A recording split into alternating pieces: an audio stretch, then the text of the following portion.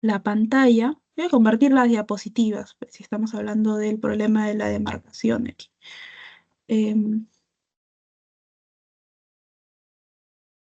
Bien, como pueden ver en pantalla, Karl Popper, bien, filósofo y científico, él en un primer momento es cercano a los neopositivistas, neoempiristas, estos científicos en realidad, en su mayoría físicos de la Universidad de Viena, que se juntan y proponen, bien, una especie de método para la ciencia, para la epistemología. Pero Popper, cuando llega un momento de rompimiento de esta asimilación y no está de acuerdo con el criterio de demarcación de los neoempiristas, que es el verificacionismo, entonces él plantea otro criterio de demarcación. O sea, vamos a ver, no, yo no estoy de acuerdo con ellos, hay otra manera de dar cuenta de qué cosa es, o cómo podemos decir que una teoría es científica y la podemos diferenciar de una teoría que no sea científica. Bien, en este caso es lo que él llama el refutacionismo o falsacionismo. Bien, no vamos a aplicar el verificacionismo de los miembros del Círculo de Viena, que se basa en precisamente verificar a través de datos sensoriales una teoría, sino que le encuentra muchas falencias a esta propuesta y él dice, una teoría es científica en tanto ésta pueda falsarse. Es decir, enuncio una teoría y si yo puedo imaginarme un escenario, ¿bien? En donde voy a refutar a esta teoría. Y mientras más refutaciones aguante esta teoría, bueno, está bien, puedo seguir manteniéndola. Bien, no hay que tenerle miedo a esta palabra, pues, de eh, refutación o falsación. Bien. Em, ¿Por qué tiene una razón de ser esto, no? Porque en su momento fue una propuesta bastante polémica, porque para Popper, si bien el conocimiento científico es acumulativo, en ciencia nosotros nunca vamos a llegar a la verdad o al conocimiento 100% de todo lo que yace en la realidad. Tienes por un lado la verdad, ¿no? La verdad del conocimiento científico y aquí tienes las teorías. Vas a estar muy cerca, o sea, va a haber siempre un espacio, te vas a ir acercando, pero nunca vas a llegar aquí. Bien, y luego esto obviamente lo va a ejemplificar mucho de manera mucho más concreta con su propuesta del método en la ciencia. Bien, ahora voy a dejar de compartir y ahora sí voy a compartir las preguntas, bien, para poder seguirlas juntos. Un minuto.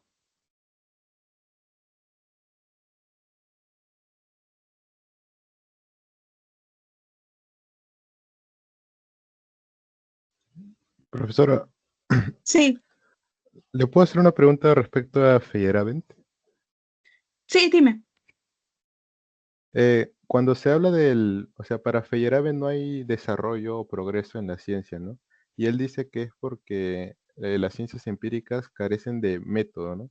¿A qué se refiere con eso de que no tienen método? Porque la ciencia no tiene un método científico, entonces no entiendo muy bien eso que dice. Ya. Paul Feyerabend defiende la posición de un anarquismo epistemológico. ¿Por qué? Porque según Feyerabend, eh,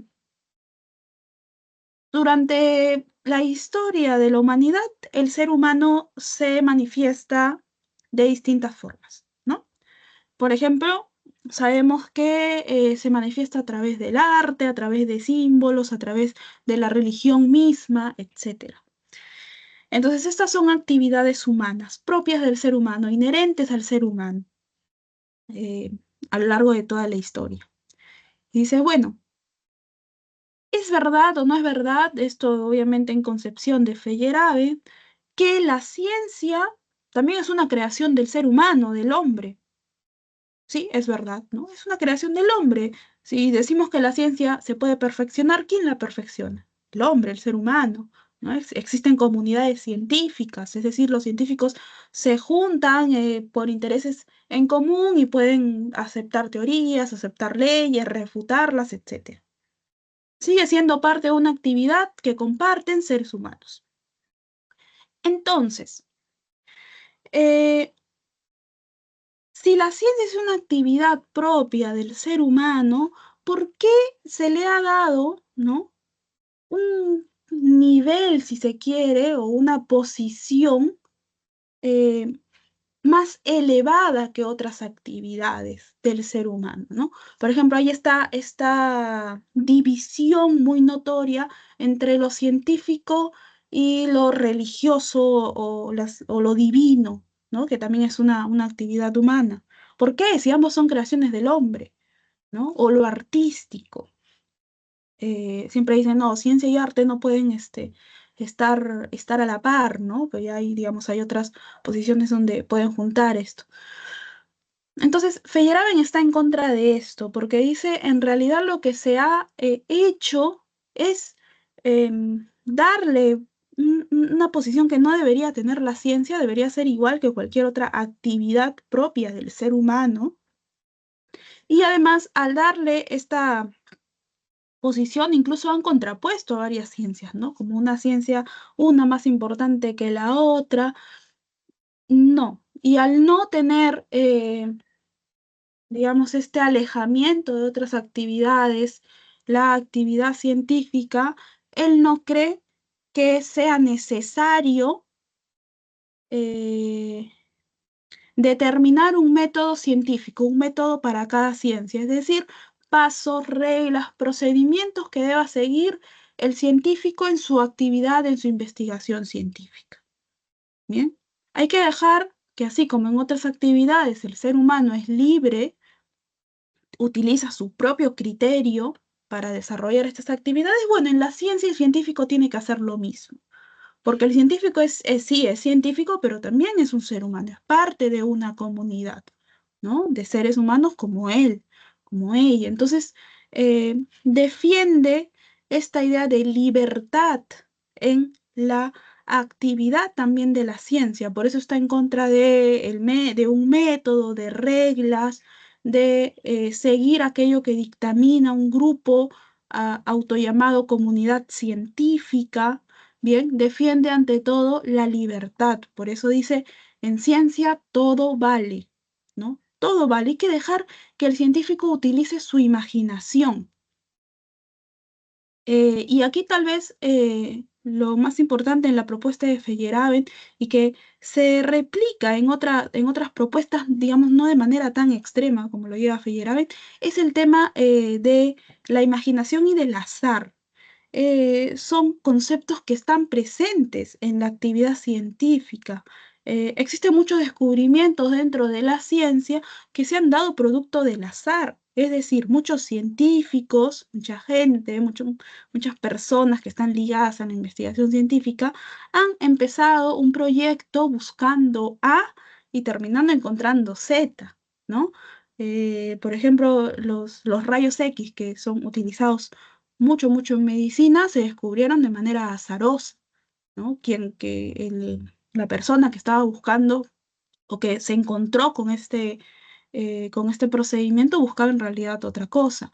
Entonces, el darle libertad, según el anarquismo epistemológico, al científico para que con con aquel conocimiento que ya posee, puede aplicar esto de la manera más ingeniosa que se le ocurra, también nos puede llevar a descubrimientos que si se ciñe nada más a un método, a ciertas herramientas, a parámetros muy estrictos, probablemente no pueda encontrar, ¿no? Feyerabend también defiende la división del Estado y la ciencia, es decir, la actividad científica otra vez, ¿no? Debe ser libre.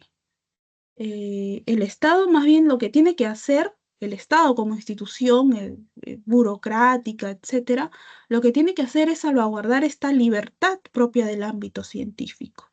Bien, no llevar a esta actividad de los científicos, pues a intereses externos, intereses políticos, intereses ideológicos. ¿Está bien? ¿Se entendió?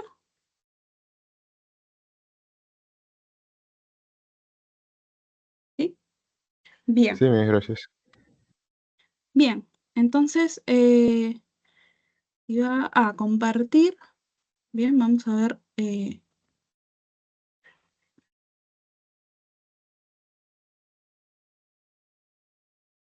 Bien, entonces, el ejercicio número 1, tenemos cuáles son, pues, cuál sería la alternativa correcta, ¿no? Respecto del falsacionismo de Karl Popper frente al problema de demarcación científica. Y aquí la alternativa correcta es la letra D, es decir, eh, la información correcta entre estos 4 ítems sería que el falsacionismo permite señalar qué pertenece a la ciencia y qué no. ¿Por qué? Porque está respondiendo al problema de demarcación. Y además con este se busca contraejemplos que posibiliten la falsación, ¿no? O sea, escenarios en donde eh, pueda falsarse la teoría. Bien. Ahora, ejercicio número 2. Durante una discusión en una institución educativa sobre los descubrimientos tecnológicos, un estudiante pone de relieve que Wilhelm Röntgen descubrió de manera fortuita los rayos X en 1895 en Hamburgo, Alemania. Ello había ocurrido mientras Röntgen experimentaba un tubo de rayos catódicos y luego notó que la corriente eléctrica pasaba por el tubo y se fijaba en un papel tintado de platino cianuro de bario. Debido a esto, el estudiante afirmó que Röntgen no había seguido un camino riguroso para evidenciar la presencia de rayos X. Considerando el problema del método científico, ¿qué posición epistemológica concuerda con la exposición de este estudiante? ¿No? Eh, Aquí, bueno, como ya lo habíamos visto, sería pues la posición del anarquismo epistemológico defendido por Feyerabend, ¿no? Esto es un claro ejemplo, es un clásico ejemplo de cómo el no seguir en sí un método puede llevarnos a descubrimientos en la ciencia que son fundamentales para el mismo desarrollo de la investigación científica. Bien, obviamente luego de, digamos, esto es un paso, ¿no? Eh, lo que hizo Röntgen cuando descubrió después de este tema de los rayos X, porque él estaba buscando otra cosa, obviamente el científico, ¿qué hace? Se da cuenta de que ha descubierto algo que no esperaba, que puede ser útil para cierto campo de la ciencia, y es en ese momento en donde evidentemente sí tiene que poner a prueba estos descubrimientos, a contrastar, a aplicar los métodos los pasos del método científico que le corresponden, porque luego este descubrimiento, ¿qué va a pasar con él? Va a ser presentado, y esto es algo que ocurre mucho, va a ser presentado frente a la comunidad científica, ¿no? Y bueno, cuando presentas esto frente a una comunidad científica, evidentemente sí tienes que seguir ciertos parámetros para que tu descubrimiento se adecue bien a exigencias, se perfeccione y posteriormente pueda utilizarse en un campo específico. Aquí, por ejemplo, los rayos X se utilizan un montón en el campo de la medicina, bien, pero obviamente seguramente el, eh, no sería el descubrimiento tal cual que se hizo en los finales de los años 1800, sino que eso también se va a ir perfeccionando, como ya vimos en la lectura complementaria, apoyados en avances tecnológicos. Bien, entonces, ejercicio número 2, La alternativa correcta es la letra D de dado. Ejercicio número 3. A ver. Nos dice, la cristalografía de rayos X es una tecnología que permite investigar, gracias a la difracción, la estructura de aquello que puede cristalizarse. Así es como puede estudiarse el patrón de difracción de las moléculas presentes en la sustancia cristalizada. En efecto, por ejemplo, esta técnica, bien, la cristalografía, permitió a Rosalind Franklin y a Maurice Wilkins analizar la estructura del ADN en la década de 1950, lo que finalmente evidenció la naturaleza helicoidal de la molécula de la herencia. O sea, se pudo finalmente saber más acerca del ADN. Eh, Esto, ¿no? Lo expuesto en este párrafo nos permite afirmar, ¿qué cosa? Que los objetos tecnológicos siempre suponen gran productividad. Eh, que acaso que la tecnología se relaciona directamente con los problemas éticos, o que la tecnología permite el incremento de conocimiento científico, o que la tecnología está desvinculada del desarrollo de la ciencia, ¿no? O que la tecnología puede prescindir de los conocimientos teóricos. ¿Bien? Aquí la alternativa correcta es la letra C, ¿no? Podemos afirmar a partir del ejemplo, es decir, del uso de esta técnica de cristalografía de rayos X para el descubrimiento de la estructura helicoidal de la molécula de la herencia, bien, en el ADN, bien, por Franklin y por Williams, que precisamente, si es que no se descubría de manera fortuita, pero se descubría al fin el tema de los rayos X, y si después no se incrementaba esta tecnología, ¿no? Con este método de cristalografía, no se hubiera podido encontrar esta estructura helicoidal en el ADN. Entonces, la tecnología, bien, si bien la tecnología, los avances tecnológicos, en esencia, se nutren de el conocimiento de las ciencias, llámese ciencias básicas, llámese ciencias puras, bien. En el campo de estas ciencias, en este caso, en el campo más grande de la biología, también se necesita aquellos avances, aquellas herramientas, aquellas técnicas, aquellos métodos que las ciencias no van a poder obtener si no se obtienen precisamente con ayuda de la tecnología. Por eso decimos que hay una relación, hay una interrelación, hay una relación de retroalimentación entre tecnología, avances tecnológicos y la incrementación del conocimiento científico para precisamente la aplicación de estos avances. Bien, entonces el ejercicio número 3, la alternativa correcta es la letra C de casa. A ver, ejercicio número 4. Ahí está.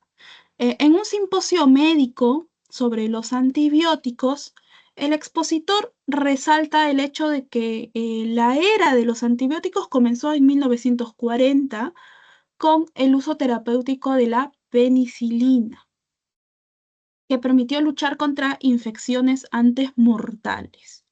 Pero también el conferenciante, el expositor, hace notar que dicho descubrimiento no siguió propiamente el rigor del método de la ciencia.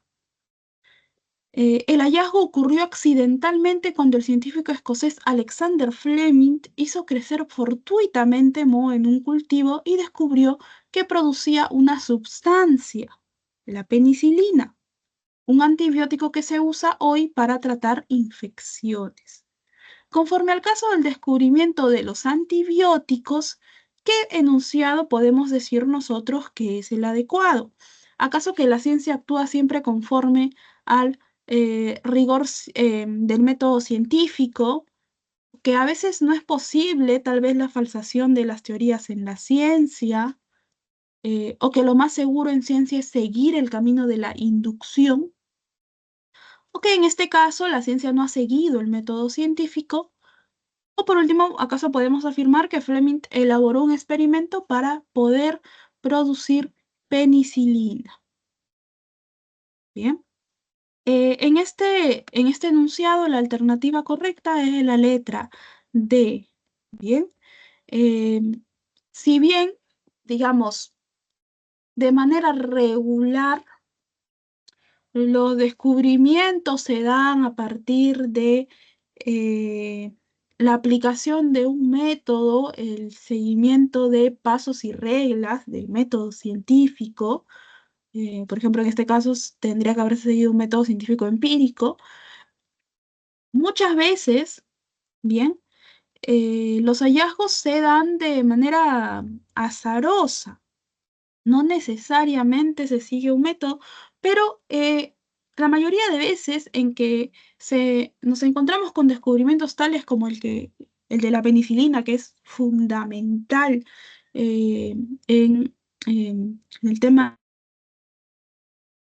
de antibióticos, bien, em, digamos, eh, primero debe existir la intención de buscar algo, bien. No es que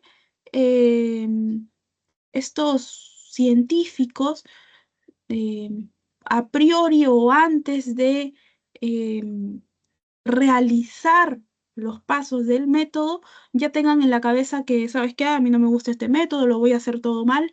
No, en realidad siguen los pasos adecuados en su momento del método, pero por allí siempre hay algún desliz, ¿no? Por ejemplo, en esto, sin querer, ¿qué pasó? Fleming lo que hizo fue, hizo crecer moho en uno de los cultivos frente a los que él estaba experimentando, y allí dio cuenta que producía algo este moho, ¿no? Cuando estudió esta sustancia era la penicilina. Cuando estudió cuáles eran sus atributos, se dio cuenta de que con esto podía tratar las infecciones, y así es como tenemos eh, la, el antibiótico por excelencia, ¿no? Que hasta el día de hoy se utiliza. Bien, entonces el ejercicio número 4, la alternativa correcta es la letra D. En el ejercicio número 5 tenemos un fragmento de un texto titulado El método en las ciencias, que va a hacer referencia a otro epistemólogo muy importante, el filósofo y físico estadounidense Thomas Kuhn. Y nos dice, Kuhn hace una analogía entre las revoluciones políticas y las científicas. Sostiene que en la elección de un paradigma sucede lo que en las revoluciones políticas. No hay ninguna norma más elevada que la aceptación de la comunidad pertinente. Como introduce una de las nociones más importantes y características de su historiografía de la ciencia, el consenso. De acuerdo con esto, no es el contenido de verdad lo que lleva a una teoría a establecerse como paradigma, sino la sanción de la comunidad científica, que a partir de la aceptación la seguirá como modelo de cientificidad. Bien, acá vamos a hacer una pausa y vamos a revisar qué es lo que expone Thomas Kuhn respecto de el progreso en la ciencia y cuál es su propuesta. Bien, me da un minuto, a ver, voy a compartir.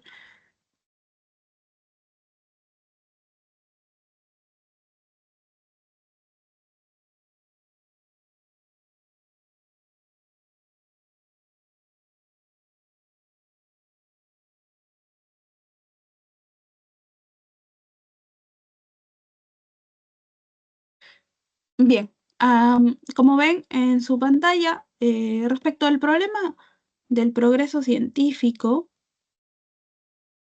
tenemos, digamos, tres grandes propuestas, ¿no? Si bien el Círculo de Viena y el falsacionismo popperiano difieren en algunas cosas, ambos van a aceptar que el conocimiento científico es acumulativo y se perfecciona a lo largo de la historia. Bien, luego tenemos la petición de Feyerabend, que ya sabemos, él no habla de un progreso en la ciencia, no acepta la existencia de, digamos, o la importancia de un método científico, ¿no? Aboga por la libertad que deben tener los profesionales, los científicos, para realizar su trabajo, etcétera. Y luego aquí aparece la figura de, muy interesante, de un señor estadounidense, él, que de profesión no fue filósofo, ¿bien? Thomas Kuhn estudió física. Eh, Thomas Kuhn estudia física y en realidad lo que él quería era obtener la cátedra, es decir, ser docente de física, digamos, en varias universidades, ¿no? En las cuales él era cercano. Sin embargo, en ese momento las cátedras eran vitalicias, es decir, quien tenía la cátedra tenía que morir para poder ser reemplazado. Entonces, como esto obviamente no iba a poder suceder en mucho tiempo después, a Kuhn le ofrecen la cátedra de Historia de la Ciencia. ¿Bien? Él acepta pensando que era un puesto pues, lo que luego iba a dejar para poder obtener la cátedra que a él le interesaba como físico de profesión, como científico. Sin embargo, ¿no? Por azares del destino, se queda mucho tiempo con la cátedra de Historia de la Ciencia y la expone tanto que Kuhn se va a dar cuenta de algo. ¿Bien? Cuando se habla de un progreso en la ciencia, dice, ¿no? Siempre se cree que este progreso es lineal y acumulativo, ¿no? O sea, que se amplía, que es acumulativo, que se van acumulando así, y apunta hacia un término. Pero Kuhn dice, no. Y aquí es donde realiza este símil entre revoluciones históricas y revoluciones científicas. Bien, así como en la historia, ¿no? Y eso es algo básico cuando nosotros hablamos de historia universal, historia del Perú, etcétera. Siempre nos damos cuenta que hay un levantamiento, una guerra, una revolución en cierta etapa, en cierto lugar, y posterior a esto nos damos cuenta de que hay un cambio, ¿no? La Revolución Francesa, ¿no? El pueblo se moría de hambre, los monarcas, ¿ah? Se dio la revolución, se instauró otra forma de gobierno. Luego esta forma de gobierno que vino, también hubo protestas, etcétera. A lo largo de la historia se da así, ¿no? A través de revoluciones, digamos, se agrupa la sociedad, hay algo que no les gusta y esto cambia. Ya, en la ciencia es igual, dice Kuhn. Bien, entonces, esta manera de ver la acumulación del conocimiento científico no va. ¿Cómo es que, voy a borrar porque no hay mucho espacio, ¿no? ¿Cómo es entonces que entendemos o cómo entiende Kuhn la línea que va a tomar la ciencia, ¿no? Si hablamos de un progreso en la ciencia. Bueno, el progreso en la ciencia va a ser circular, según Kuhn. ¿Bien? Por eso es que habla de revoluciones científicas, ¿no? Va a haber cambios, sí, pero en un momento siempre vas a llegar al mismo punto. Y aquí tenemos el famoso ciclo de Kuhn. ¿Bien? Eh, el ciclo de Kuhn lo vamos a encontrar en su famoso texto La estructura de las revoluciones científicas.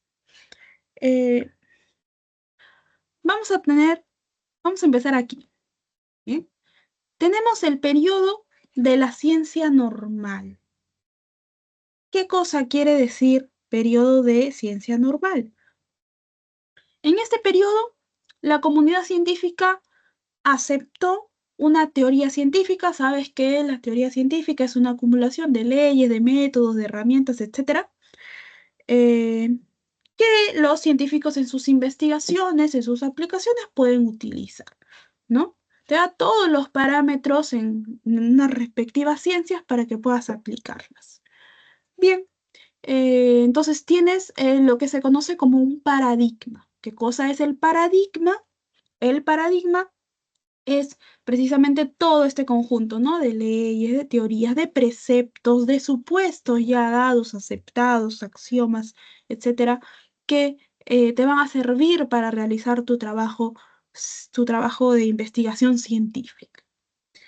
Bien, aquí todo va bien. El paradigma responde a todos los problemas, ¿bien? Que puedan surgir, a todas las necesidades que pueda tener el científico. Pero, ¿qué sucede después, no? Llega un momento, llega un momento en el que se presentan unos problemas, ¿bien? Imagínate, los científicos están haciendo su trabajo, etcétera, pero se van a presentar algunos problemas. Tales, bien, tales como llama a unos primeros problemas enigmas, ¿bien? Enigmas o rompecabezas, depende de la traducción que tengas. Los enigmas son problemas que no son tan problemas porque son problemas útiles. Es decir, se van a presentar eh, algunas disidencias, ¿bien? Algunos problemitas, pero que el paradigma puede resolver. Bien, entonces estos enigmas lo que van a hacer es permitir que los paradigmas se perfeccionen, bien, que apunten, que obtener mayor conocimiento, ¿no? Mayor aplicación que tal vez la que en un primer momento pensamos que podían tener estos paradigmas. Como se pudo resolver el problema, el enigma, todo bien. ¿Qué sucede después? Puede suceder, dice Kuhn, en un momento, digamos, el punto de quiebre es cuando se presentan las anomalías. Las anomalías son problemas que se van a presentar y que no se van a poder resolver con los paradigmas. Los científicos ponen todo de sí para poder resolver estos problemas, ¿no? Porque la intención de la comunidad científica no es cambiar de paradigma a cada momento, ¿no? Porque si cambiamos de paradigma, tenemos detrás de él muchas investigaciones, muchos descubrimientos que tal vez puedan caerse, ¿no? Sin embargo, bueno, va a llegar un momento en donde por más intentos que se realicen, no se va a poder responder a las anomalías. ¿Qué sucede aquí? Bueno, entramos a la etapa de la crisis del modelo, crisis del paradigma. Ya encontramos puntos que el paradigma no puede resolver. ¿Qué hacemos? ¿No? Y esta es probablemente la etapa más importante dentro del ciclo del progreso de la historia según Kuhn, porque aquí ya podemos dar cuenta de que aunque se quiera, recuerda la sesión dedicada al tema de epistemología, ¿no? Se dice que la ciencia debe ser objetiva, decir que no debe haber ninguna intención subjetiva propia del científico, ¿no? Dentro de su campo, etcétera. Aunque esto se quiera, esto es muy ideal, ¿no? No suele presentarse así. En la etapa de la crisis del modelo, ¿qué es lo que pasa? En la ciencia misma se tienen en cada momento de la historia personas, científicos, que se consideran pues institucionales, es decir, que lo que esta persona dice, lo que dijo, es ley y listo. Sin embargo, cuando se da la crisis del modelo, todos estos presupuestos de personas que tienen una gran trayectoria, un gran aprecio por otros dentro de la comunidad científica, todo esto empieza a temblar. ¿Qué pasa? Hay una puya en ese momento, ¿no? De si cambiar o no cambiar el modelo, porque frente a la opción de cambiar el modelo es ya, bueno, cambiamos el paradigma, pero ¿cuál es el que la va a reemplazar? ¿No? ¿Me conviene a mí como científico que lo reemplacen? ¿Me conviene este paradigma que están voceando que puede reemplazar al anterior? o no me va a convenir porque yo estoy justo realizando, ¿no? Una investigación y esta investigación puede irse al tacho. Entonces, aquí ya va a haber una cuestión de, si se quiere, de debates, ya no en torno a intereses propios para el campo científico, sino ya va a haber un poco de intereses personales, ¿no? Si se quiere. Luego de esto, vamos a pasar a la revolución del modelo. Es decir, bueno, ya, aquí se van a presentar los candidatos para reemplazar a la paradigma anterior, que ya ese paradigma, como no pudo solucionar los problemas, bueno, va a tener que ser reemplazado. Se van a exponer los posibles reemplazos, ¿no? Ahora, muchas veces lo que se hace es retomar algunos otros paradigmas, eh, perfeccionarlos, afinarlos, ¿no? También nutrirlos con descubrimientos propios de la época, si son paradigmas de siglos anteriores, y presentarlos. Cuando se exponen estos posibles reemplazos de paradigma, ojo, esto no se hace en cuestiones de meses, esto puede tomar años, años y décadas. Bien. Por ejemplo, cuando se dio la revolución en astronomía, esta revolución copernicana, esto no fue algo que, bueno, pues es Copérnico, hay que creerle, y en 2 semanas lo cambiamos. No, eh, fue muy polémica la propuesta, no fue aceptada durante mucho, mucho tiempo, es decir, había personajes muy reacios a este cambio, ¿no? También cuando la teoría de la relatividad eh, de Einstein reemplaza, ¿no? Teorías anteriores, por ejemplo, esta de Newton, también hubo mucho, mucho revuelo en su momento, ¿no? Entonces, esto toma su tiempo, porque imagínate que en una comunidad científica, en donde se pretende que haya reglas, que haya conceptos, presupuestos, que haya pasos ya establecidos para la investigación científica, que no es que haya 10 investigaciones científicas al año en todo el mundo. Son investigaciones paralelas por montones, ¿bien? Porque la comunidad científica es universal. Entonces, que haya un cambio a cada momento, imagínate, 2, 3 cambios al año es un montón. Entonces, no se quiere afianzar el modelo lo más que se pueda. Pero cuando ya se dan estos puntos muy, muy críticos, es cuando, bueno, tenemos que acceder a qué cosa? A un cambio de paradigma. Bien, en el cambio de paradigma, eh, vamos a reemplazar. Aquí encontrabas al paradigma al que estaba en su momento, ¿no? Entonces tienes el paradigma nuevo, aquí, ¿no? El paradigma nuevo se presenta como nuevo, pero inmediatamente después de presentarse como nuevo, ¿qué es lo que pasa? Se vuelve parte de la ciencia normal. 2 segundos mantuvo su característica de nuevo paradigma, porque se vuelve parte de la ciencia normal, ¿no? El paradigma nuevo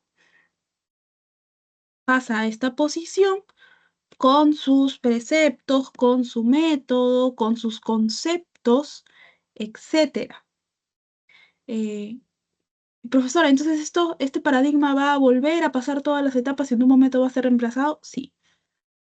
No sabemos si eso va a pasar en 2 décadas, en 100 años, ¿no? Pero sí, ¿no? Esto es lo que se conoce como precisamente la revolución en las ciencias, ¿no? El ciclo de Kuhn. Eh, a partir de aquí, digamos, una parte muy importante, si te das cuenta, es precisamente la aceptación del paradigma, de todo lo que conlleva el nuevo paradigma por parte de la comunidad científica, ¿no?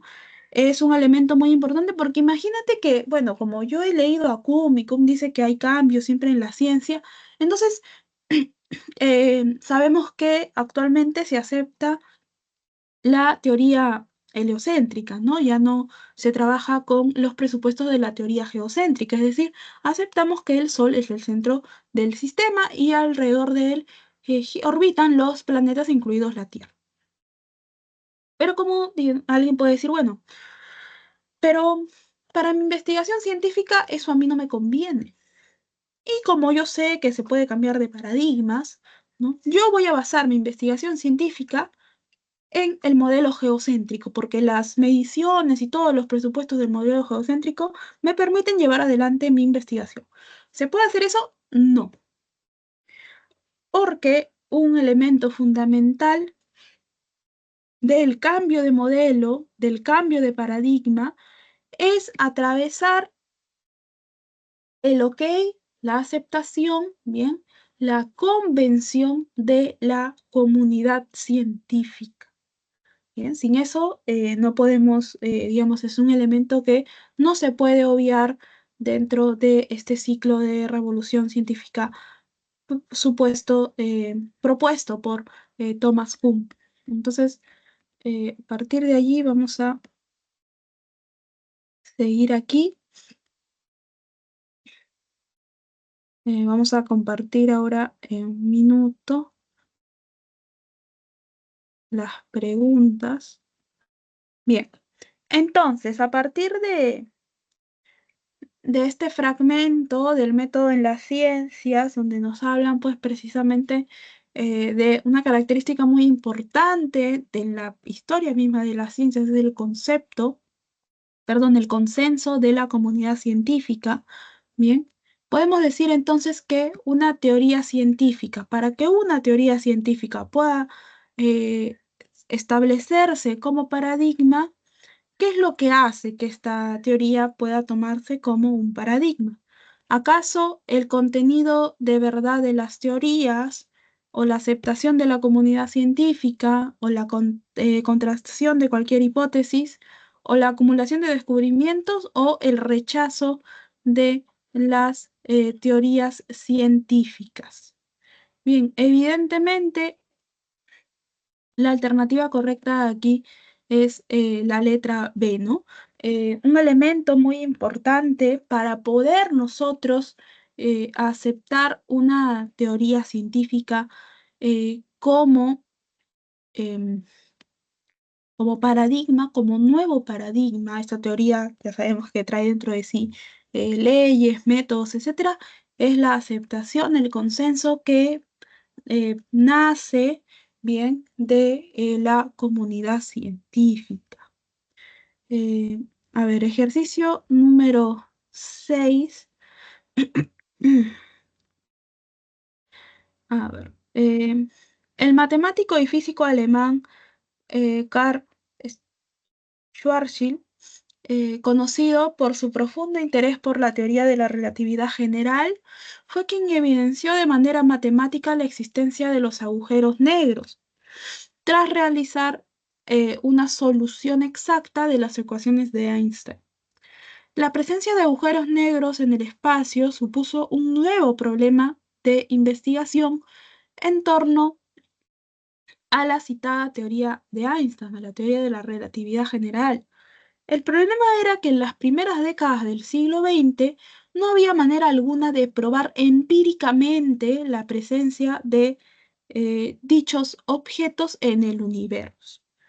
De acuerdo con el falsacionismo, entonces, nosotros podemos decir que las matemáticas carecen del rigor de las ciencias empíricas, que la teoría de Albert Einstein carece de fundamento empírico, o que la posible existencia de agujeros negros permitía una falsación, o que la presencia de agujeros negros siempre fue algo evidente, o que los agujeros negros eran anomalías en la teoría de Einstein. Eh, bueno, aquí el problema en este caso es que, bueno, se demostró de manera matemática, es decir, de manera formal, la existencia de agujeros negros. ¿Bien?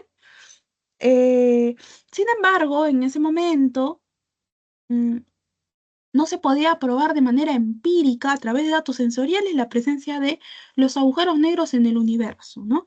Si seguimos lo establecido por el falsacionismo, defendido por el señor Karl Popper, podemos decir que si es que existían, si es que se podría probar la existencia de dichos agujeros negros, esto nos podría haber llevado a qué cosa? A falsar esta teoría, ¿no? Y ya sabemos que mientras más falsaciones, según el refutacionismo o el falsacionismo popperiano, mientras más falsaciones pueda aguantar esa teoría, podemos asegurar con mayor énfasis su, su característica de cientificidad. Bien, entonces eh, la... em, el ejercicio número 6, la alternativa correcta es la letra C de casa. ¿Bien? Ejercicio número 7 nos dice lo siguiente. Francisco es un estudiante de secundaria fascinado por la astronomía. Un descubrimiento científico realizado hace solo unos años ha llamado su atención. Dicho descubrimiento, gracias a radiotelescopios, evidencia de manera empírica la presencia de ondas de gravitación, ondulaciones en el espacio-tiempo que son productos de eventos violentos en el cosmos, es decir, fusión de agujeros negros, por ejemplo. En su indagación descubre que si bien hace casi un siglo la teoría de la relatividad general había planteado su existencia de manera matemática, solo gracias a la tecnología se ha podido finalmente mostrar su presencia. Conforme a lo anterior, podemos afirmar qué cosa. ¿Acaso que la existencia de ondas de gravitación carece de fundamento? ¿O que es improbable verificar el origen de las ondas de gravitación? ¿O que hay un trasfondo metafísico en el conocimiento de las ondas de gravedad? ¿O que la tecnología evidencia la presencia empírica de las ondas? ¿O por último, acaso podemos afirmar que la proposición sobre la existencia de ondas en el universo es pseudocientífica? Bien, aquí, digamos, si damos cuenta, otra vez se realiza hincapié en la importancia de la tecnología para precisamente eh, evidenciar estos descubrimientos científicos. Entonces la alternativa correcta es la letra D, ¿no? La letra C nos dice, hay un trasfondo metafísico en el conocimiento de las ondas de gravedad. Cuando encontramos términos tales como el de metafísico o metafísico, recordemos que esto evoca a algo más allá de la física, más allá de el campo de la naturaleza o el campo de lo real. Cuando nosotros nos adentramos a estudiar la disciplina de la epistemología y los problemas que la epistemología presenta o que intenta resolver, tenemos que dejar de lado estos conceptos metafísicos. Bien, a la epistemología, entendida como filosofía de las ciencias, obviamente no le interesa ningún concepto que tenga que ver con la metafísica, es decir, conceptos tales como Dios, como el alma, como la idea, etcétera. No son conceptos frente a los cuales se interese el trabajo de los epistemólogos. Bien, e incluso el Círculo de Viena como, como uno de los grupos más importantes de la epistemología contemporánea, siglo XX, rechaza rotundamente los aspectos metafísicos en la filosofía, ¿no? Nos dice que la filosofía no debe encargarse de estudiar estas cuestiones metafísicas, sino que lo que tiene que hacer es resolver sus propios problemas. La filosofía ya tiene problemas dentro de sí, ¿no? Y esto lo tienes que hacer de manera lógica, de manera matemática, porque los miembros del Círculo de Viena eran en su mayoría científicos, físicos y matemáticos interesados en la filosofía. ¿no? Pero lo que hacen es precisamente trasladar, si se quiere, estos conocimientos de sus propias profesiones a el desarrollo del estudio de la filosofía de las ciencias. ¿Sí? Entonces, el ejercicio número 7, la alternativa correcta, la letra D de dado. Ejercicio número 8 nos dice, en un debate escolar sobre el desarrollo científico desde la antigüedad, dos estudiantes sostienen puntos de vista distintos. Primero, para Carlos, lo más significativo es el hecho de que la ciencia ha avanzado o progresado mucho a través de los siglos, lo que se evidencia hoy significativamente en los grandes avances tecnológicos. Debido a esta afirmación y defendiendo sus creencias de fe, Luis, el otro estudiante, afirma que nada permite señalar fehacientemente que la ciencia sea superior a la religión. ¿Qué enunciado es compatible con la idea que defiende Luis, ¿no? O sea, Luis dice que nada nos permite dar cuenta realmente que la ciencia sea superior a la religión. ¿Acaso esta idea defendida por Luis tiene que ver con que la ciencia se perfecciona con el paso del tiempo? ¿Acaso asume una opinión próxima a la del falsacionismo? Es decir, Luis puede estar muy cercano a la propuesta falsacionista de Popper, ¿no? ¿O acaso reafirma la posición anarquista de Feyerabend?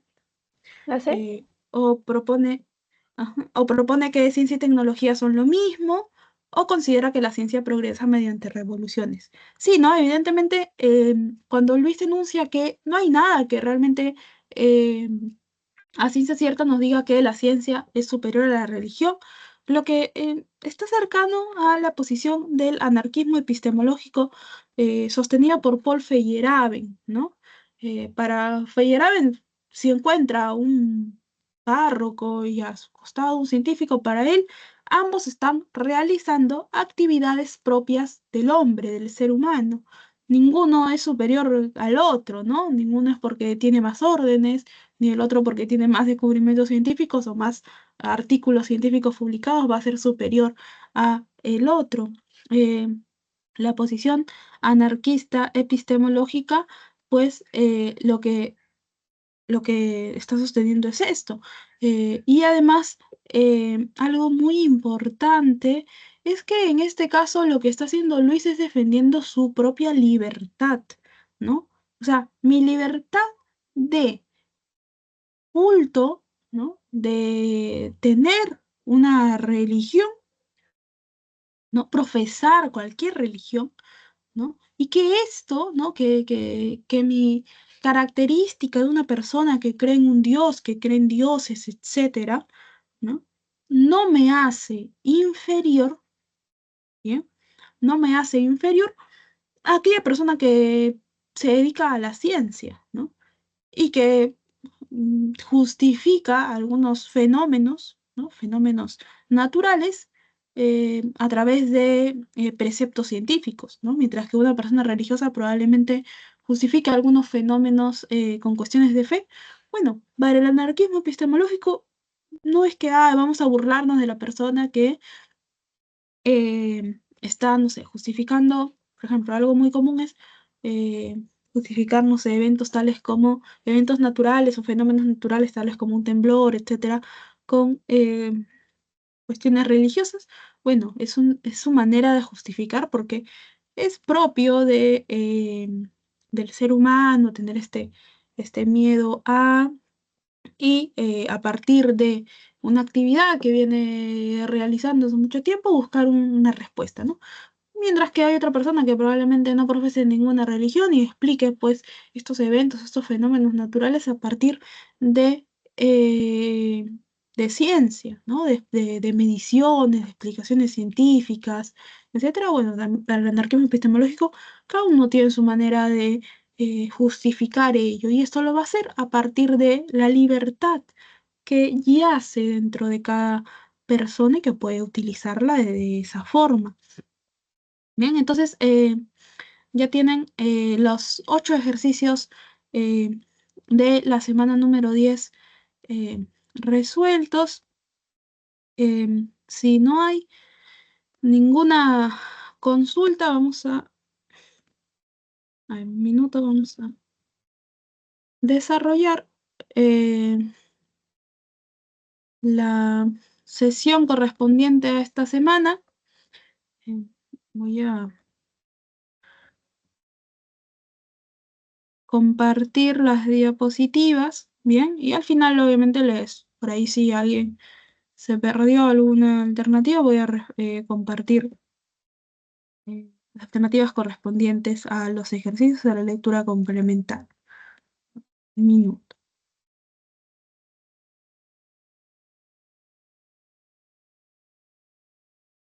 Bien, entonces, esta semana número 10, lo que se revisan son la segunda parte, bien, dedicada a la epistemología misma, es decir, los problemas epistemológicos contemporáneos, que sobre todo se van a desarrollar a partir del siglo XX. Bien. Respecto al problema de marcación científica, es decir, qué cosa es ciencia y qué cosa no es ciencia, cómo es que nosotros podemos dar cuenta de que algo se puede ser catalogado como ciencia, por ejemplo, una teoría, y cuándo podemos dar cuenta de que una teoría alguien la está proponiendo y en realidad no es científica. Bueno, frente al problema de demarcación científica vamos a encontrar dos posiciones, ¿bien? Fundamentales y contrarias entre sí. En primer lugar, tenemos al verificacionismo. El verificacionismo es esta posición defendida por los miembros del círculo de Viena, también llamados neopositivistas o neoempiristas. ¿Por qué? Porque defienden precisamente las ideas fundamentales del empirismo de David Hume y de John Locke. Pero con este giro, si se quiere, más científico, ¿no? Porque como te conté, todos ellos vienen de áreas propias de las ciencias básicas, de las ciencias naturales. En pantalla tienes al señor Moritz Litt, fundador del Círculo de Viena.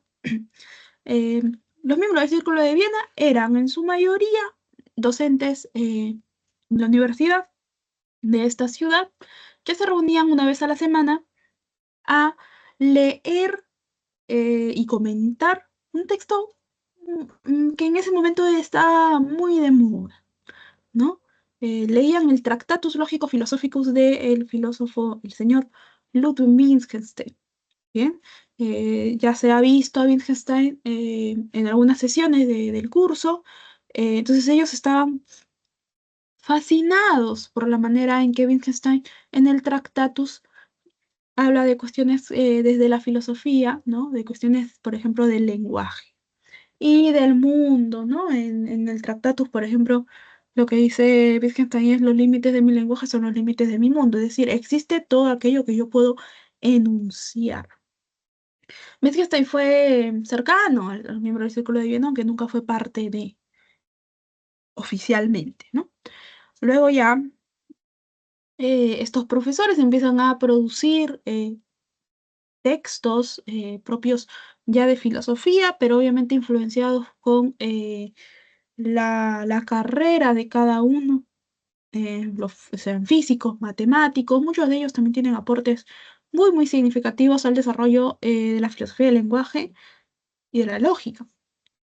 Bien, sin embargo, característico de la época, luego se da la asunción pues, del nacionalsocialismo en esta parte de Europa, y el señor Maurice Litt es finalmente asesinado por un ex estudiante de un tiro mientras subía las escaleras para ingresar a dictar su cátedra en la universidad.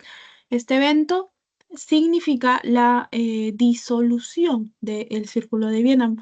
Los otros miembros del círculo, evidentemente asustados por esto, migran a otros lugares, la mayoría se refugia en Estados Unidos de América y ya comienzan un trabajo, pero un trabajo individual ya más orientado a sus intereses particulares.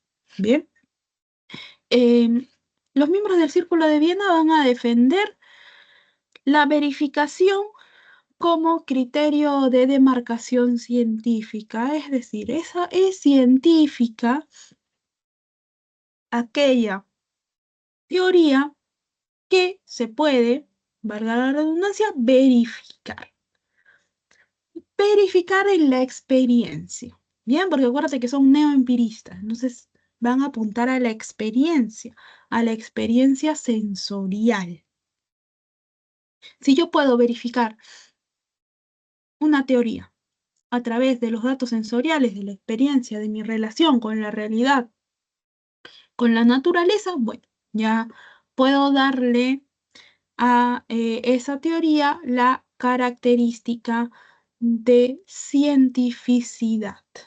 Bien, entonces esta es la propuesta neoempirista, esta es la propuesta verificacionista defendida por los miembros del el Círculo de Viena, que luego va a devenir en otra propuesta muy importante, que es su propuesta del método inductivo. Bien, ahora, ¿cuál es la otra propuesta de resolución al problema de demarcación científica? La defendida por el señor Karl Popper, ¿no? Que ya habíamos visto, pero bueno, la repetimos.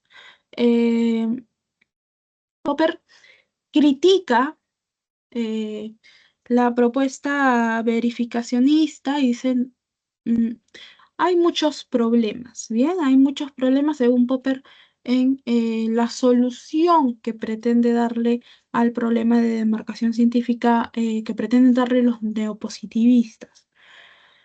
Porque dicen, no, en realidad no es que porque lo verificamos en la realidad, una teoría es científica, ¿no? Una teoría es realmente científica, dice, cuando se puede falsar. Por eso es que su propuesta se conoce como falsacionismo. ¿A qué es lo que nos referimos cuando hablamos pues de esta posibilidad de falsar las teorías? Em, si nosotros Si nos proponen una teoría como científica, lo primero que tenemos que hacer es imaginarnos eh, escenarios, ¿bien? En donde podamos refutar esta teoría, ¿no? Con esta teoría, con todas sus herramientas, con todos sus métodos, con todos sus preceptos, ¿bien? Y si a esta intención de refutación, esta teoría responde, es decir, puede resolver,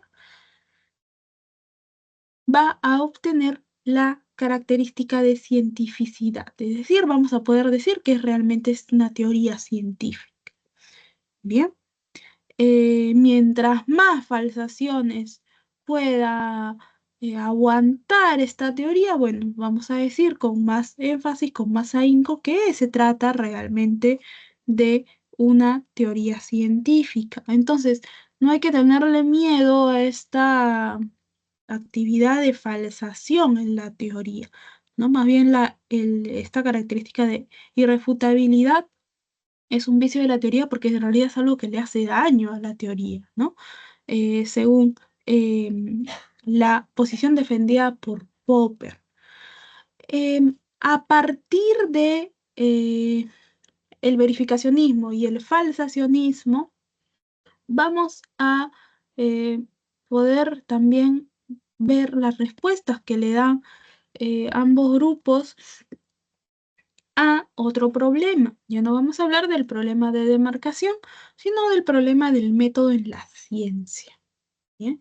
Esto nos va a llevar a la siguiente pregunta, ¿no? Bueno, entonces, ¿cuál es el método que debe seguir la ciencia para las investigaciones científicas que van a realizar los científicos?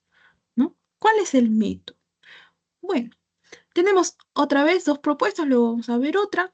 Eh, el Círculo de Viena va a defender el método inductivo. Es decir, recuerda, esto es un método clásico, un método que incluso ya hemos revisado, ¿no? Parece que en la clase dedicada a lógica se ha visto el método inductivo. ¿Cómo es que nosotros podemos aplicar el método inductivo? Recuerda que en la inducción de premisas particulares llegamos a conclusiones eh, generales. Bien, entonces este es el método que defiende el Círculo de Viena. Bien, Em, sin embargo, la inducción va a presentar algunos problemas, ¿no? Estos problemas, un tiempo después, se van a ejemplificar con un caso.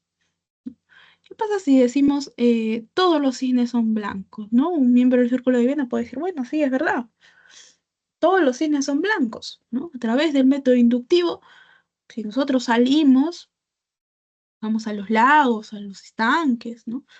Nos vamos a dar cuenta de que todos los cisnes son blancos, ¿no? Pues en la Europa de su época, seguramente tú salías y cualquier cisne que veías era de color blanco. ¿Qué sucede? Muchos años después, en otra parte del mundo, si no me equivoco, en Australia, se encuentra la presencia de un cisne negro, ¿no? De un cisne negro, ¿sí? ¿Existen los cisnes negros? Sí, son raros, pero existen. ¿Bien? Es decir, el cisne negro no es solamente el nombre de una película, existen los cisnes negros. Em, entonces, con un ejemplo, ¿bien? Es decir, con la presencia de un solo cisne negro, nos traemos abajo este enunciado de que todos los cisnes son blancos, ¿no? No podemos llegar a conclusiones generales, entonces, no. Entonces, esta es una de las deficiencias que se le encuentra, pues, al eh, verificacionismo, al verificacionismo y a la inducción. Sí, alguien levantó la mano, me parece. Sí, Miss, buenas tardes. Le envío unas Hola, preguntas por el chat, no sé si podría ayudarme. a ver. Ah, no sé por qué no puedo actualizar mi chat. No me sale nada de verdad. Me dice que hay También podría verlo problemas. por su privado de cada del Teams. A También lo ver, vi por ahí. un minuto.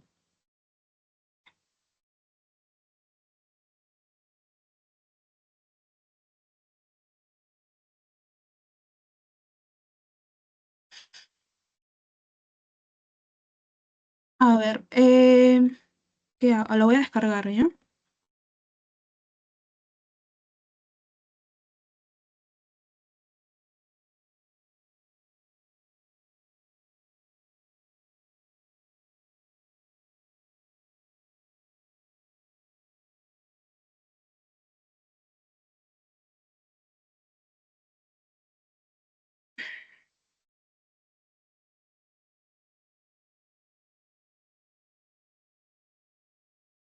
A ver, a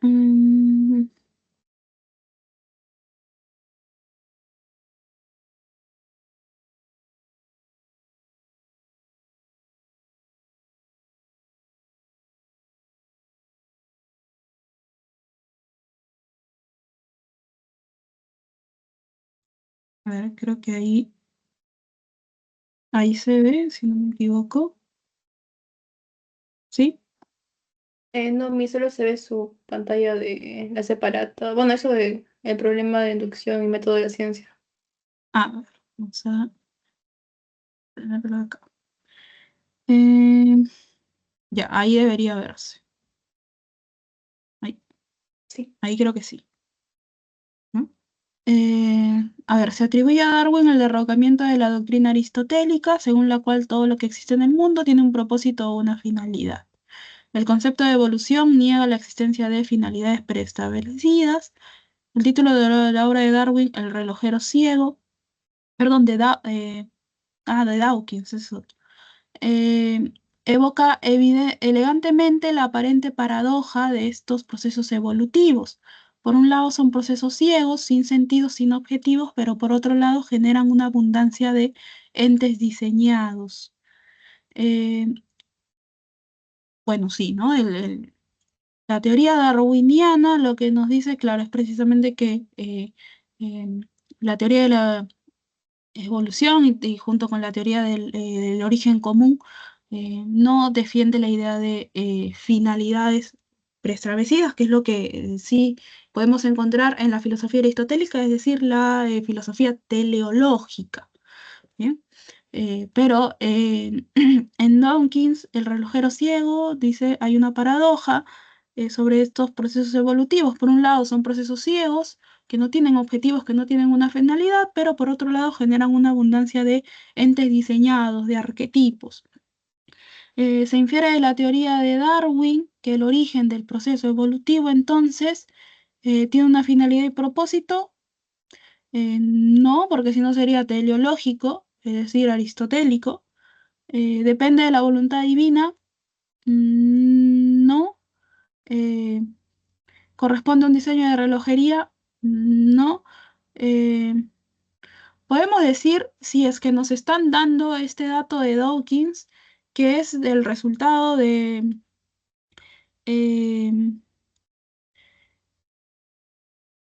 no, de una paradoja, no puede ser de naturaleza aleatoria, porque hay un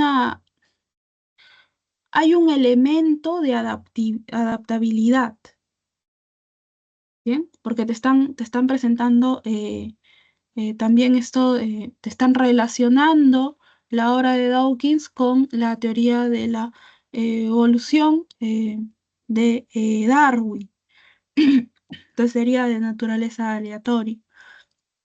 Luego, en 1993, durante una bienal en Estados Unidos, el artista Sue Williams presentó una instalación sobre la discriminación a las mujeres. En ella se incluía una piscina muy realista de vómitos de plástico, que generaba una gran repugnancia, que expresaba el asco que ella sentía por los hombres en tanto opresores sexuales. Era válido decir que les faltaba belleza estética a la obra, o bien a la inversa, una obra con este tema y actitudes era bella. En relación con ese contenido, ¿sería la belleza no solo irrelevante, sino un error artístico?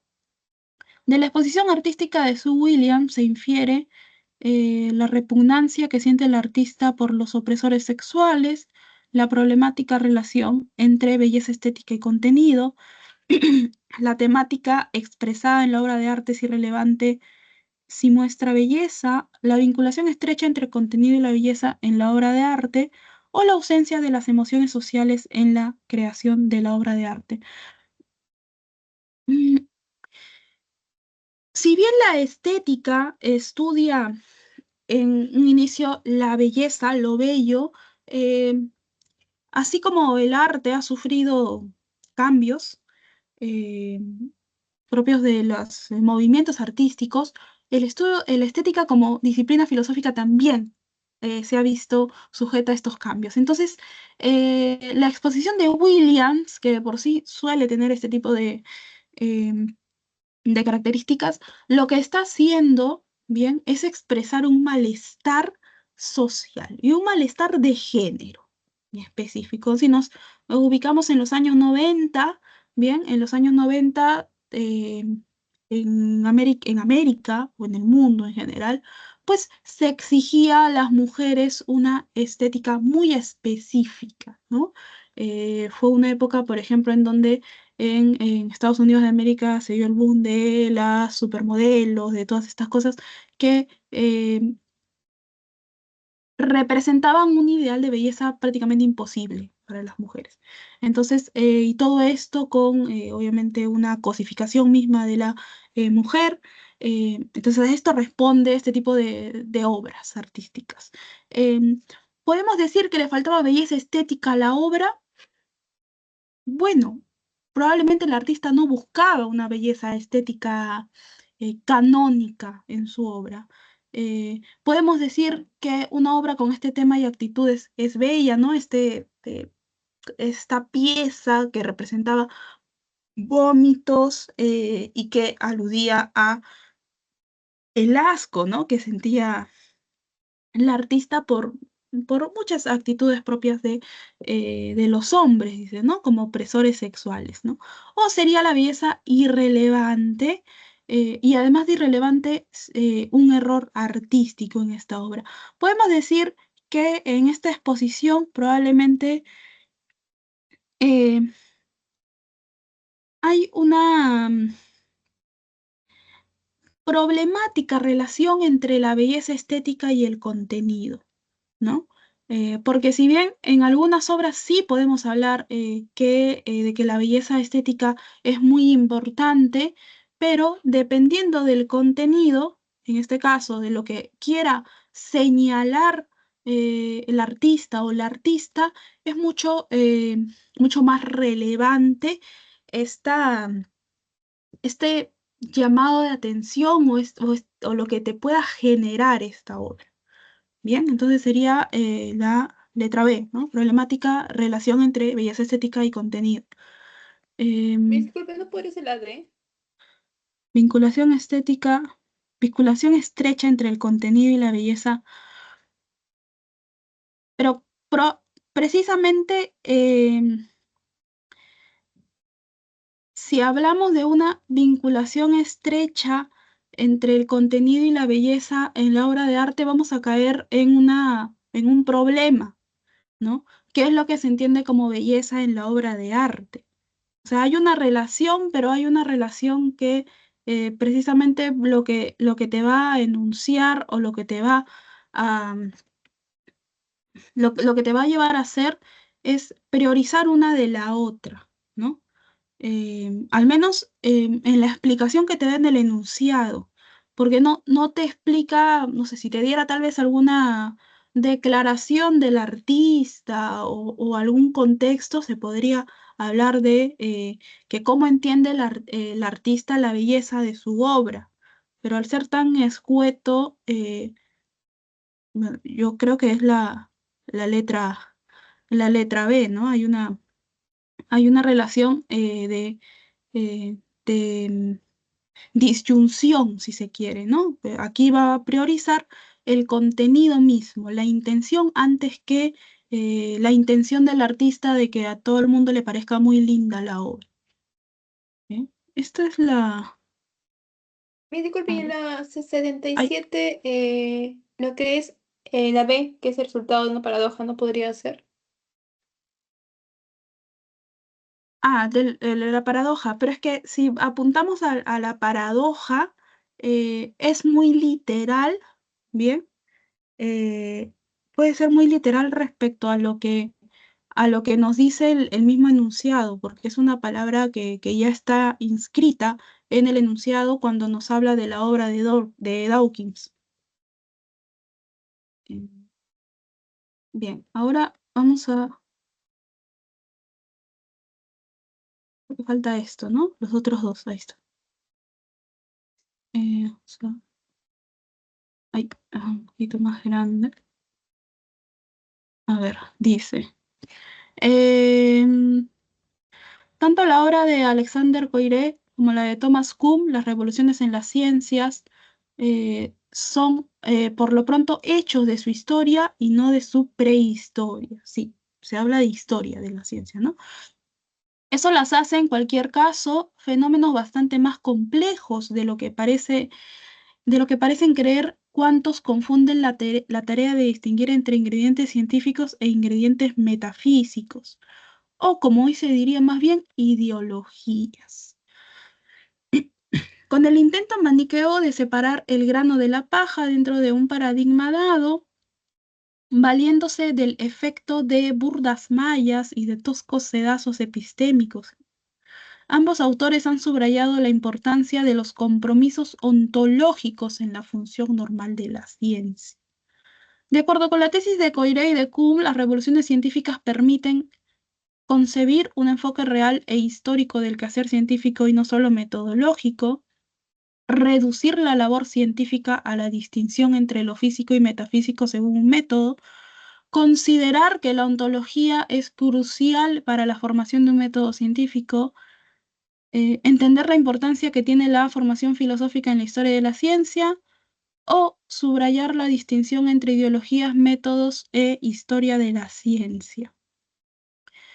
Em, A ver, en el texto primero nos hace diferenciar prehistoria de historia, luego Nos dice que obviamente una cosa es lo científico y otra cosa es lo metafísico, ¿no? Lo metafísico más allá de la ciencia. Y dentro de las cuestiones metafísicas está la ideología, ¿no? La ideología, las ideas que uno puede tener, que no puede representar, pues, ¿no? De manera, digamos, en la naturaleza. Con el intento maniqueo, o sea, este intento de separar el grano de la paja dentro de un paradigma dado, valiéndose del efecto de burdas mayas y de toscos sedacios epistémicos, ¿no? Ambos autores han subrayado la importancia de los compromisos ontológicos en la función normal de la ciencia. Em, mm, Aquí podemos hablar de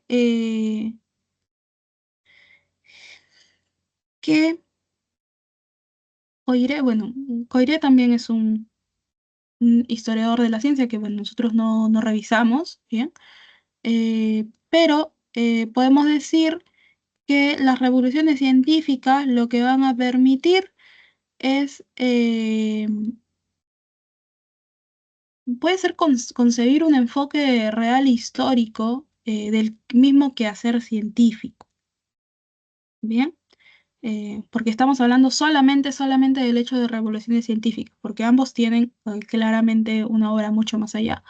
Eh, Y luego, el significado contextual del término metafísico tiene referencia a proposiciones sin correlato emocional, estrategias de persuasión ideológica, enunciados sin correlato fáctico. eh, Cuando habla de cuestiones metafísicas, dice ingredientes científicos e ingredientes. Sí, sería en el mismo texto, cuando hace la diferencia entre cuestiones científicas y cuestiones metafísicas, está hablando de ideología, ¿no? De estrategias de persuasión ideológica, ¿no? Y lo dice ahí, ¿no? Como hoy se diría más bien ideológicas, ideologías. Entonces, sí, marcan esta diferencia entre ambas, para que no haya intervención pues ideológica de ningún tipo dentro de esta diferenciación o esta examinación de las cuestiones propias de la historia de la ciencia. Esto obviamente es ideal, ¿no? Muchas veces sí se suele dar esta intervención. Entonces serían esos dos. Eh, bueno, ¿sí? ¿Está bien? Esto es esas preguntas son de, nunca las había visto, no las he visto en Siguiente examen de separatas, pero, admisiones.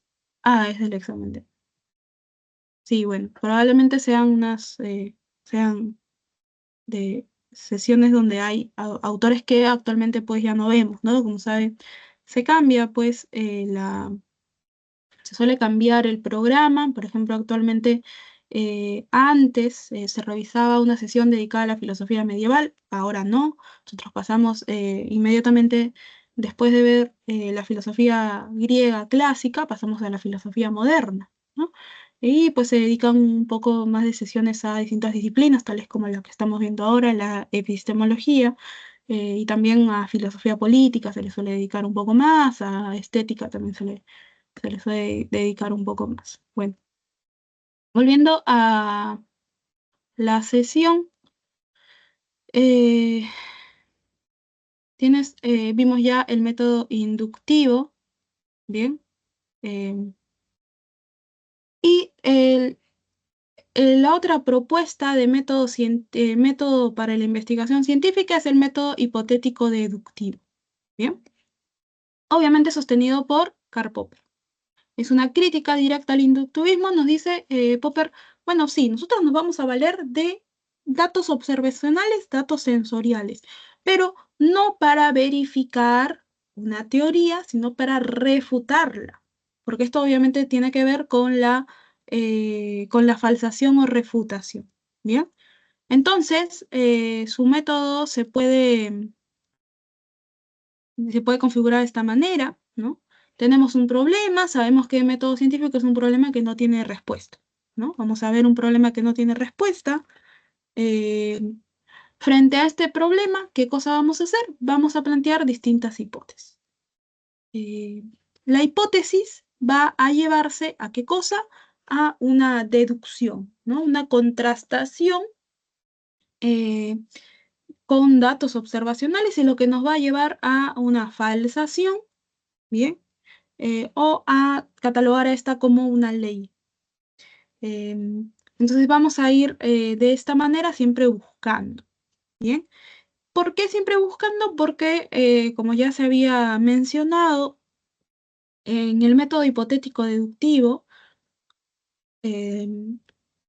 nunca vamos a llegar a la verdad 100% de la ciencia, sino que el avance científico, el progreso científico se va a entender siempre como una búsqueda sin fin, una búsqueda sin término. Se dice, ¿no? Una búsqueda de conjeturas y refutaciones. Ese es un título de un texto muy famoso de Popper, ¿no? Se van a hacer conjeturas, propuestas y estas se van a refutar. Y así es donde vamos a seguir acumulando conocimiento científico. Por eso todas las explicaciones propias de la ciencia siempre van a ser incompletas, ¿no? El científico que se adentre a investigar este campo tiene que tener presente esto siempre. ¿Bien? Eh, entonces, esta es la otra propuesta, ¿no? Las dos clásicas propuestas de método de la investigación científica, pero luego em, vamos a tener la propuesta muy polémica y que muchos todavía hoy estudian, la propuesta del anarquismo epistemológico de Paul Feyerabend. Eh, Mientras que el inductivismo y el método hipotético deductivo nos hablan de una acumulación de conocimiento, un perfeccionamiento mismo de el conocimiento, el anarquismo epistemológico va a negar de manera tajante la existencia de un método y de el progreso científico. Es decir, no hay que sostener que existe un método o progreso mismo en la ciencia. Nos dice la ciencia es una actividad como otras tantas que han surgido a partir de la experiencia humana, ¿no? Es uno de los tantos tipos de pensamiento que son propios del ser humano. Bueno, es un tipo de pensamiento tales como el arte, como la religión, etc. ¿Por qué le estamos dando, digamos, estamos formando, ¿no? Tantos elementos alrededor de la ciencia? ¿No? Es un esfuerzo banal, es un esfuerzo en vano. Por ejemplo, en la investigación científica vamos a buscar un método, vamos a buscar el aval de una comunidad, vamos a buscar leyes, teorías, etcétera, ¿no? Definiciones, conceptos, ¿no? ¿Para qué? ¿Para qué si esto es algo que va a surgir propio de la actividad del ser humano sin tanto parámetro? Bien. Entonces, para el anarquismo epistemológico, no hay que hablar de un método, ¿no? En la investigación científica hay que dejar ser a la libertad y a la imaginación y a la curiosidad propia que va a llevar al científico a adentrarse pues en su propia labor. Hay que dejarlo, a ver qué descubre, ¿no? Como ya hemos visto, puede buscar una manera, ¿no? Puede estar adentrado el científico en un proyecto y puede encontrar otra cosa mucho más interesante y que aporte mucho más a la ciencia, ¿no? Como ya hemos visto el caso de descubrimiento de los rayos X, por ejemplo, o de la penicilina, ¿no? Que fue producto de, entre comillas, un error, ¿no? Una mala aplicación de un método, ¿no? Entonces, los anarquistas epistemológicos dirían, bueno, ya viste, entonces no fue necesario seguir un método exacto. Mira cómo por azar se pudo encontrar algo muy importante. Tenemos pues obviamente una visión anarquista de la ciencia en donde se va a defender sobre todo la libertad que tiene el científico para ejercer su actividad. Esta libertad no debe ser subyugada a cuestiones ideológicas, no debe ser subyugada a intereses políticos, ¿no? De superiores, por ejemplo, en una institución científica. No, hay una libertad individual que por sobre todas las cosas se debe defender. Y en esta línea, además, debemos separar ciencia de Estado. Mm, la ciencia tiene que recorrer su camino, ¿bien? Eh, los científicos tienen que recorrer este camino propio, en libertad misma, sin tener presiones estatales, burocráticas, sin tener también miedo, ¿no? De quienes están en el gobierno y no me van a permitir eh, realizar las actividades propias de la ciencia. Eh, lo que en todo caso debería hacer pues el, el Estado es salvaguardar esta actividad, ¿no? científica que aporta a la sociedad misma. Eh, porque muchas veces los descubrimientos científicos o la misma actividad científica se entiende o se cree que no sirve de nada, ¿no? Que los laboratorios que se puedan tener, que los avances, que las investigaciones, en realidad lo que hacen es quitarle presupuesto al Estado, ¿no? Muchas veces se dice eso, ¿no? Pero hay momentos en donde las investigaciones y los avances científicos son muy, muy importantes. Por ejemplo, nosotros fuimos uno de los países más afectados durante la pandemia, ¿no? Y hubo muchos grupos de científicos de muchas instituciones públicas que aportaron precisamente en la investigación, en el estudio propio de la estructura, de la estructuración, los avances del virus, ¿no? Y así en distintos países.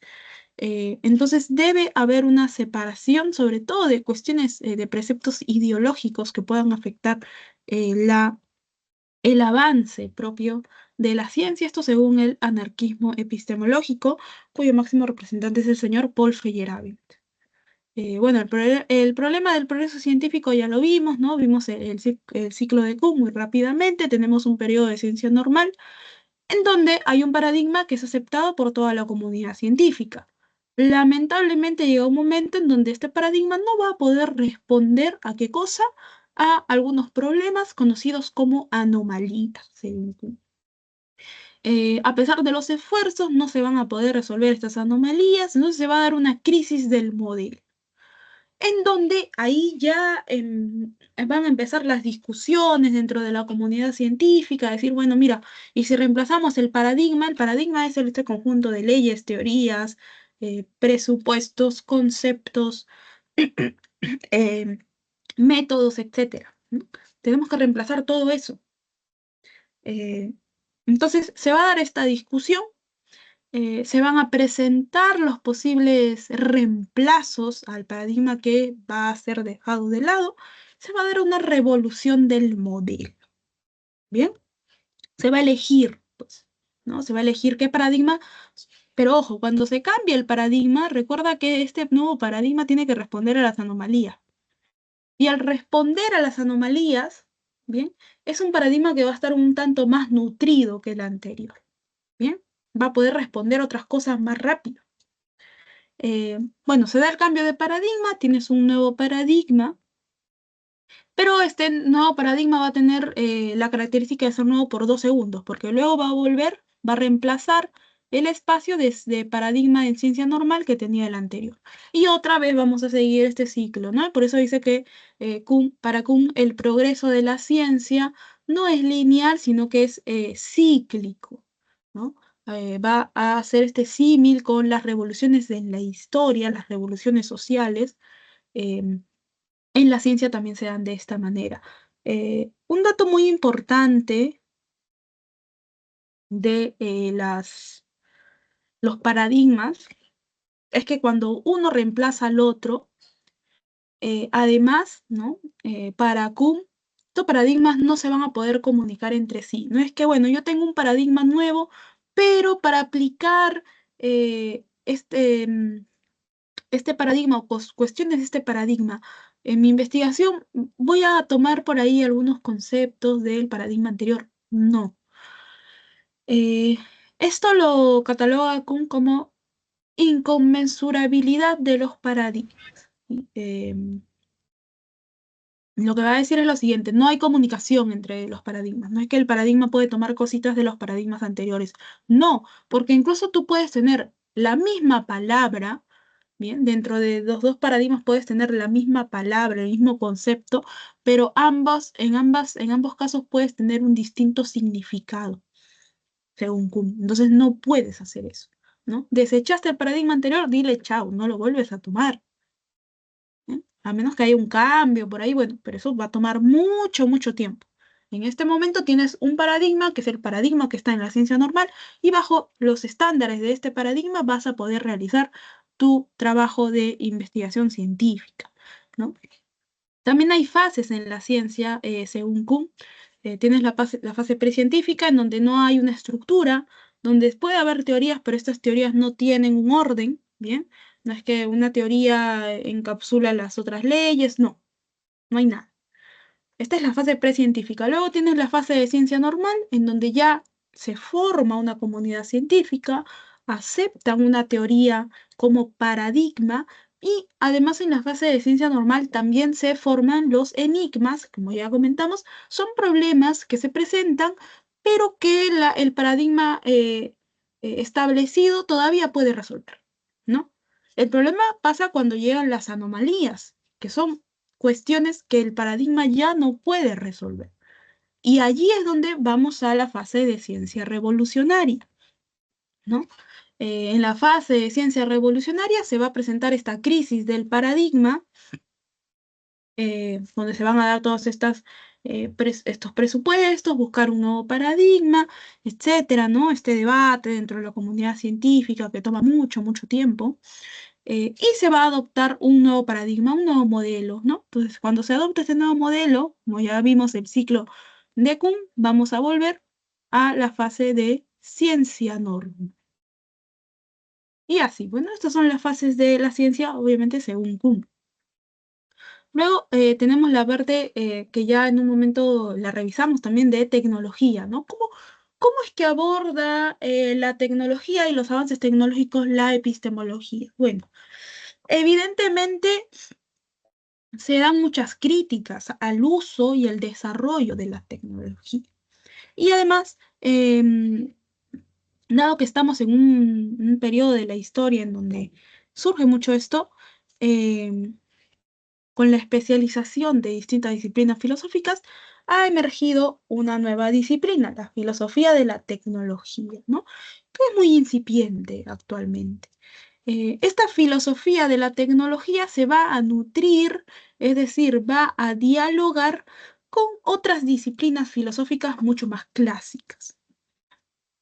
Por ejemplo, si nos piden hablar de los métodos de reproducción asistida como la fecundación in vitro y otras, etcétera, bueno, desde la filosofía de la tecnología también podemos tomar conceptos de la ontología o de la ética, ¿no?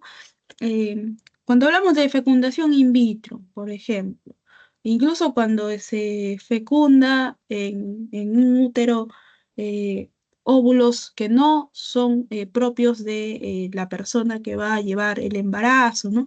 ¿Hasta cuándo podemos decir, ¿no? ¿Qué límites hay para diferenciar a la madre biológica, etcétera? Estas son preguntas que la filosofía desde la epistemología le realiza pues a estos avances científicos. No hay problemáticas que deben abordarse. El desarrollo de tecnología militar de punta también evidentemente se puede, abordar desde cuestiones éticas que responden a la filosofía de la tecnología. Luego también en epistemología, eh, sobre todo con algunos epistemólogos muy clásicos, tales como Mario Bunge, filósofo argentino que murió hace poco, podemos diferenciar los conceptos de tecnología y de técnica, ¿no? La técnica se refiere a aquella actividad, pero que es de característica artesanal y que se encuentra pues en la etapa que podemos nosotros conocer como precientífica. Mientras que la tecnología, ¿qué es lo que hace? toma conocimientos científicos, conocimientos propios de la ciencia, y los lleva al campo práctico, a un campo de aplicación y de desarrollo. ¿Para qué? Para estas nuevas tecnologías, tales como tecnologías, pues, propias de la medicina, tecnología militar, etcétera. Bien, entonces así es como aborda la epistemología problemas muy, muy contemporáneos, tales como los problemas propios de la tecnología. Bien, bueno, nos queda un minuto si no hay alguna pregunta por ahí.